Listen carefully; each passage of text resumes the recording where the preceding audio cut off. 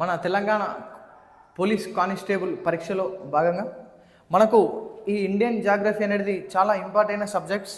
మనకు ఈ Indian geography నుంచి 10 నుంచి 15 మార్కులు ప్రిలిమినరీ ఎగ్జామ్ మరియు అలాగే ఫైనల్ ఎగ్జామ్స్లో పక్క 100% 10 నుంచి 15 మార్క్స్ రావడం జరుగుతుంది. ఇందులో వచ్చేసి 11 చాప్టర్స్ మనకు చాలా ఇంపార్టెంట్.